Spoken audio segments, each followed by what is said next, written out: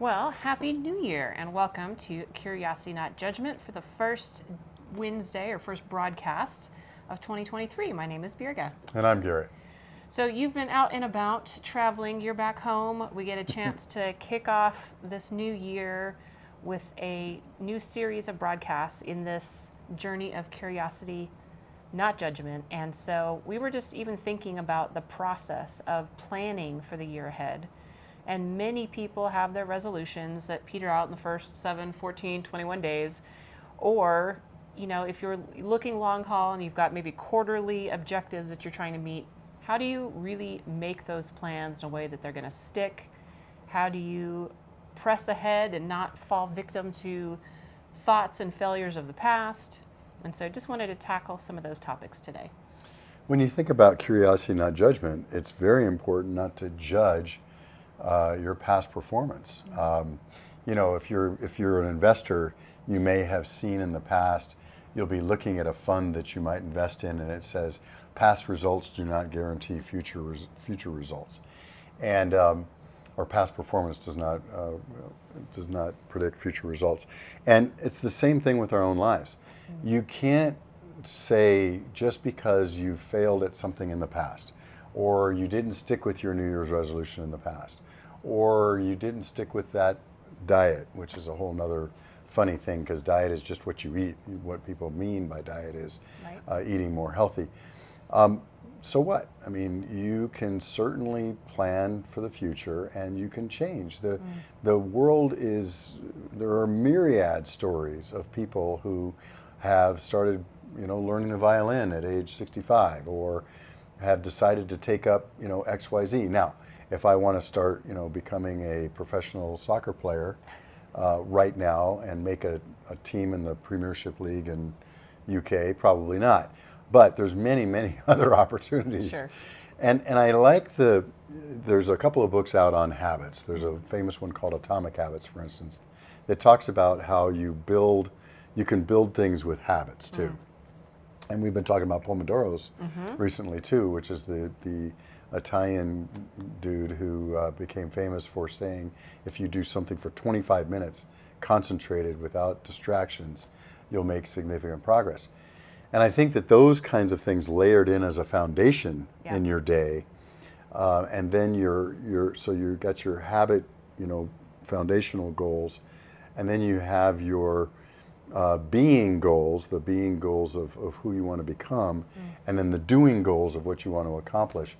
And having a good, healthy mix of those goals is a really important thing, but only thinking about the future and what you can do and what's possible, not the past. Well, and I think we can use ourselves as a perfect example, because when we had started this podcast, the idea was we were going to record a few episodes to have it be content for our book, which I think maybe you and I don't know if we ever vocalized it, but maybe had an expectation that it was going to materialize somehow in 2022. It didn't, but now you and I both on our personal goals and objectives for this year have put it on there with a date. With a date. And saying we want to get this book published. And so, it forces you to, again, kind of forget the judgment of the past failures, past missed opportunities, and to be really curious about how you're going to achieve the goals based on some new markers that you establish for yourself. And so that's when I suppose that you all can help hold us accountable too. If we hit November of 23, you can all start saying, hey, where's the book? By the way, if you want to, one of the things that helps with establishing goals is if you tell people around you who are for you. That's right. That you've made that goal for yourself. You don't want to tell people who are going to naysay and tell you can't do it, and leave that crowd out as much as possible in your life anyway. Right. But if you know you have people around you who are for you, make sure you tell them those goals, because they'll help you. So how's that going when they see you? And that's always a good thing. And setting up little markers where you're going to have to report out. I meet with one of my grandsons weekly now, and there's a question or two that I ask him every week, and he knows he's going to get that question, and so it starts to determine his actions during the week. But I ran across this little quote, and I'm sorry I didn't write down who said it, but I really liked it as far as not practicing curiosity, not judgment with yourself for setting new goals. And it says, and it's about time, and time is our most precious resource. It's Yes. the thing that we cannot create. We can't save it in a bank account like these, worldly things of money and other things. But time is our biggest deal, and we sometimes waste time because we've judged that we're going to waste it anyway, or we've been unsuccessful doing it properly in the past. But this says, the chief beauty about time is that you cannot waste it in advance. If I could, I would. The next year, the next day, the next hour are lying ready for you, as perfect, as unspoiled as if you had never wasted or misapplied a single moment in all your life. You can turn over a new leaf every hour if you choose. I like that. And I just think that's profound. I've been meditating on that the last couple of days because it really is true. One of my big problems is I have this list of things called UCS, and UCS comes from the old days when things used to be on the computer before we carried around computers with us. And so, playing solitaire on your computer versus getting some work done was my useless computer stuff. Oh. Now you can put anything under there. YouTube fail videos, or wedding proposal fails, or those things where you hear one is really good from a friend, and then 3 hours later you go, What have I just done? And Yep. so all that's a category for me called UCS. Now I've got a real big problem with UCS. What I should be doing is allowing myself to do that. You don't have to say stop it, because that's probably not going to happen. But what I do now, as I'm trying to do, I'm not perfect by any means, is go ahead and do that as a reward for doing something that I need to do, like a Pomodoro, Okay. like spending 25 concentrated minutes on something, or writing, or taking care of an administrative task or a home chore that I don't especially like doing, which is almost all of them. Then I will allow myself 5 minutes of UCS, and so it's very difficult to eliminate something entirely from your life, and sometimes that's unrealistic. Right. But use that as like a reward system for yourself, as an example. Okay. But I really like that saying, in that we can start over. Right. I didn't track something yesterday, so I don't get credit for it. I'm a big boy. If I'm going to do something, I want credit for it. Yeah. If I do something that's not on my to-do list, I write it down and check it off. But so what? Today's a new day. I'll make sure that I track it today. It's so funny you said that, because you and I met earlier for something else, and you had mentioned you forgot your watch. Yes. And I instantly thought, oh, that's a killer, because I'm kind of the same way, right? You got to count your steps, you got to count your hours standing, and if you miss it, you can't go back and recount it. It doesn't say, oh, well, I really did stand during this time. It's like, yeah, we don't trust you because, But that's funny. That's funny that you have that same. I have to track everything. But it's an incentive and it's a motivator, but it shouldn't be a demotivator. Right. Right. I think that's the issue. Well, okay. I want to take a real brief rabbit trail for a second that has to do with that, because I want to explore the demotivation of missing a goal or a deadline or a mark. So I've got a couple of things in my life that I do consistently. I've got a particular app that I do every morning. It's like a study meditation app. And when we went to Europe in October, I was ready to, do it in the morning, as I always do, not thinking about the fact that I, skipped a few time zones. So by the time I did it, I had missed 24 hours, and my, 160-day streak was broken. But then I found myself a little demotivated, because I'm like, oh, well, now I'm back to square one. So address that for a second, because I think that is a real struggle for some people. First of all, if you're a programmer and you allow people to have streaks, you got to have a grace period. You got to have a thing for just what happened to Birga, where you get to go back and say, I really did it. I do have an app that I'm doing just like that, and they have that feature. Oh, they go mine back. does They not. don't like it that they make it a little difficult, and you can do one. You can't do more than one. Like if you miss a couple days in a row, sorry, you're out. But if you miss one, they allow you to go back and say, I really did that one. So you can keep your streak alive. So if you're a programmer, make sure you have that button and that grace in your thing. But why do we do that? I recently switched my watch from one phone to another, and I lost all of my prior sleep data. Oh. And it's like, so I'm writing an email, which writing emails to software developers, again, if you're a software developer, answer your emails. I feel Eric's like that's contacting just you. going off into the ether and it's never going to be replied to. This one actually is a good one, but there's no way to transfer the data file from one phone to another. And so I've lost all that data. Does that mean I should not keep concentrating on healthy sleep habits? No, definitely not. It doesn't. And so, and I had to get over that. Yeah. And so, it is one of those human nature things, or at least I guess we've got 2 data points here, Yeah. where it's a big demotivator to do that. But you know what? I also suffer from that whole fear of missing out, and this is a symptom of that. A symptom of it is, look, I don't have that streak anymore. I can't log in and say, oh, 700 days in a row. It's now 2. Right. And how do you motivate yourself in that situation?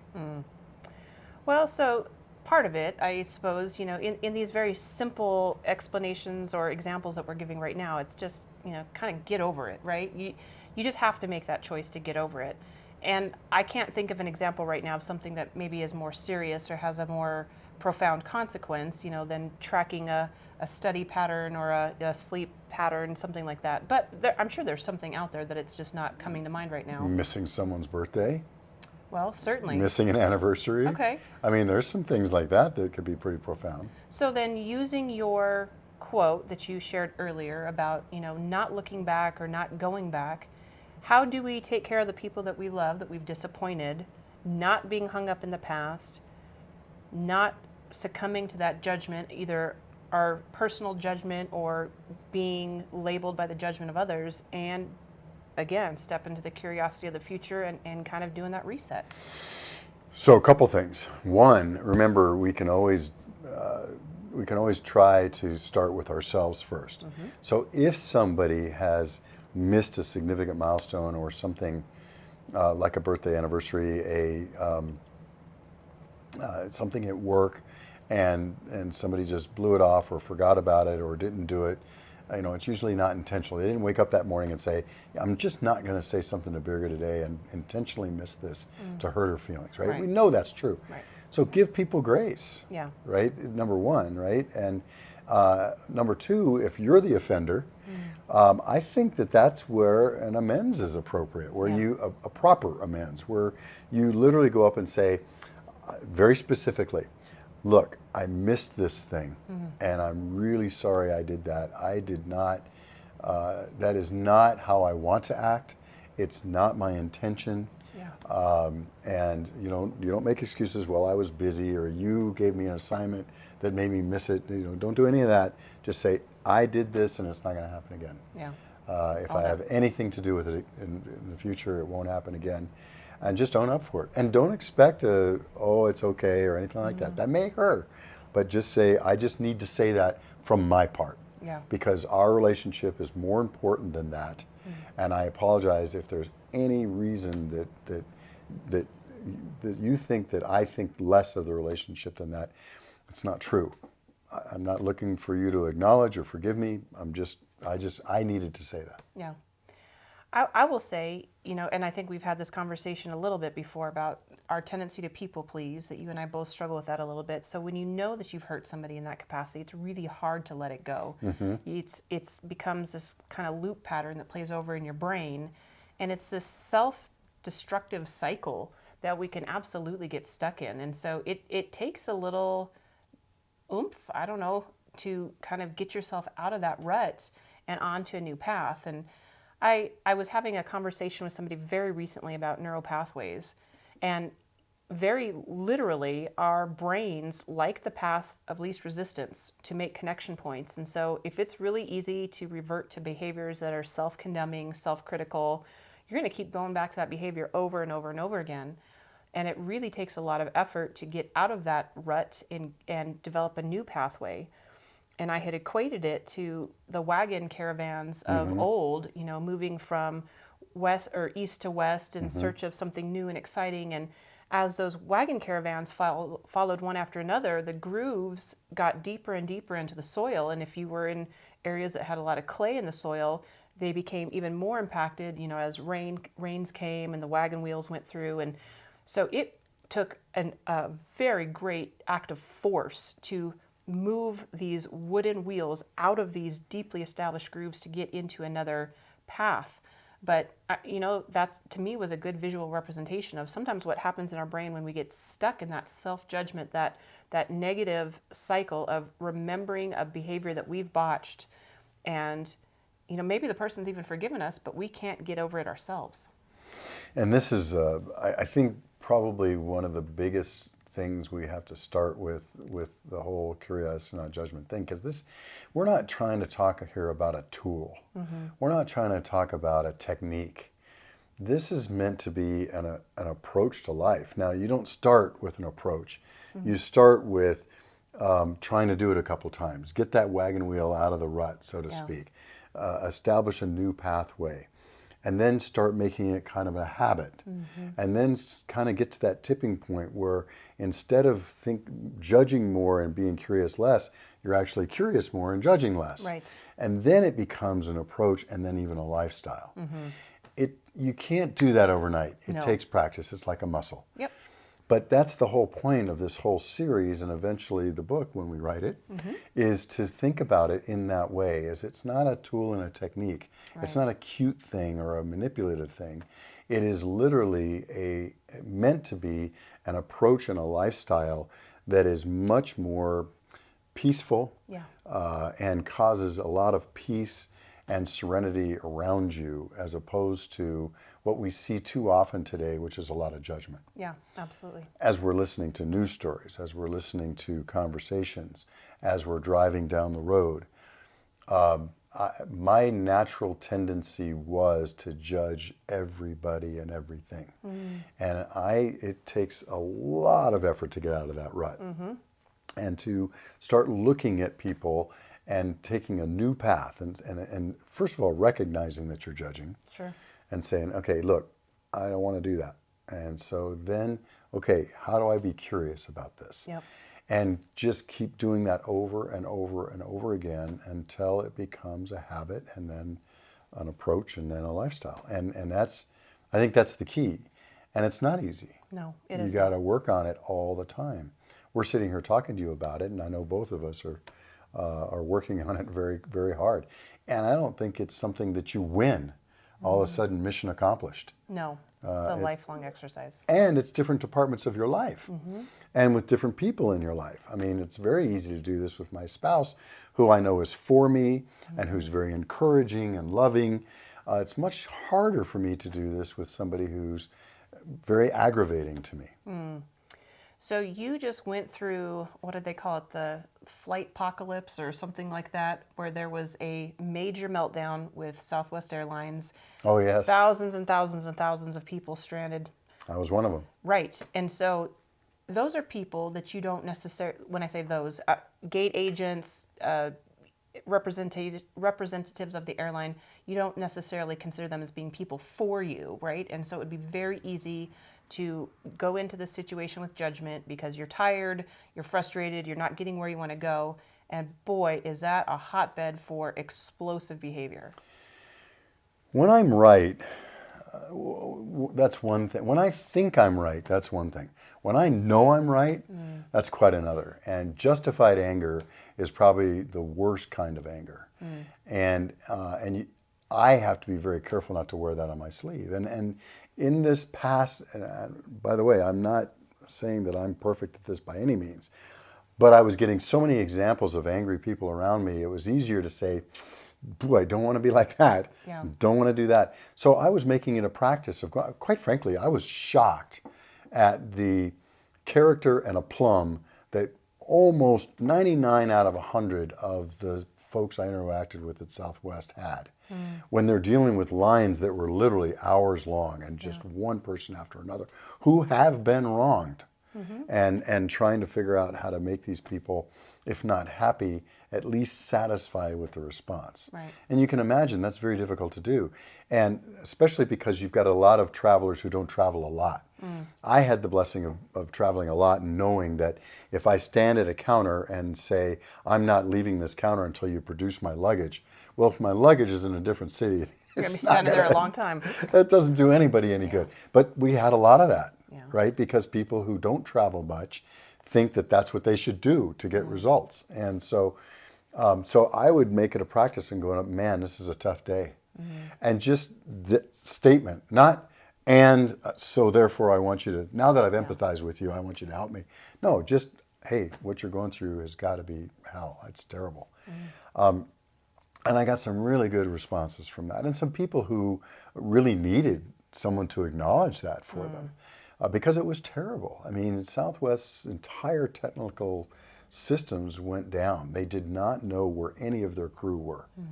And so they had planes, they had pilots and flight attendants and crew, but they couldn't get them to match. And it was just, it was horrendous. But I tell you what, my wife and I laughed about it frequently during the day. We're still laughing about it. And we thought and tried to keep it in perspective. Now, we were one of the lucky ones that eventually did get to loved ones and did eventually, after a day delay, get luggage and things like that. And so we didn't have it as bad as some. So I don't want to say that anybody who lost it and got angry is totally unjustified. However, I would say that I think part of why we got onto planes and why we did get our luggage was our approach. And it was a curiosity, not judgment. We're in this situation. What are things we can do to move this forward in a positive direction? We ended up flying to a different airport and renting a car and driving the rest of the way. I think some people didn't even have that as an option because they went up and started just judging and yelling. Well, so in the few minutes that we have left, let's talk about making plans. Maybe you've had a rough couple weeks, you know, as you've ended 22 and entered 23. Maybe you were one of the tens of thousands of people that got hung up in the travel nightmare. And so maybe there's some frustration walking into the first days and weeks of the new year. But as your little poem or your little quote provided earlier, there really is opportunity for us to not focus on the past, but to look ahead. The time that has not yet been spent is unsoiled. Unsoiled. It is perfect. And you can, any one of us has the opportunity to utilize that time in much better ways. And I would suggest sitting down and thinking about those kinds of things we talked about: habit goals, being goals, and doing goals. And I'm doing them in this order because kind of the habit goals are kind of the making the foundation. The being goals is kind of the sticks of the house, and the having goals is the furniture and the appliances, right? So, you know, start with those foundational habit goals, those things that if you do them every day are going to set you up for success. And that is, I'll give you a couple of examples of mine. You know, eating dinner before 7 o'clock at night. There's a direct correlation for me of eating before 7 and being able to sleep and have better deep sleep. Going to bed before a certain time. Arising and waking and doing some things in the morning before I start my day so that I'm unhurried. Those are things that if I can establish those habits, everything else flows much better. So the habit goal. Then don't forget about the being goals. What do you want to be? Who do you want to become? Do you want to become somebody who asks more questions versus judging? Do you want to become a person who is a community leader with respect to an issue in your community? Becoming who you want to be should not be left out, because I think a lot of people think of New Year's resolutions and goals as things that you are going to obtain. I'm going to get a $50,000 salary this year. I'm going to buy a new car. I'm going to have this. Or lose this, right? Lose 20 or pounds. lose 20 pounds. And that's fine, but if you can establish proper habits, those kinds of things may happen as a result. And so those little things that you do every day, don't forget those, don't forget the becoming goals, and then have your accomplishment goals, the things on top. And then again, when you do those accomplishment goals, make sure it's not, you know, lose weight. Okay, it's I want to lose 5 pounds by 6 weeks from now, and set a and here's what I'm going to do differently in order to get there, and here's some waypoints along the way to see how I'm doing. Yeah, that's good stuff. Well, so if you've developed some tricks or techniques to developing goals and sticking to them, of course, we always love to hear your feedback. Feel free to contact us either through the website or through any of the comments opportunities on any of the channels that you're watching this. So you can always start at curiositynotjudgment.com. Lets you know all the places where we can be found online, and certainly look forward to hearing some of your feedback. So until next time, we'll wish you a very great week. Take care.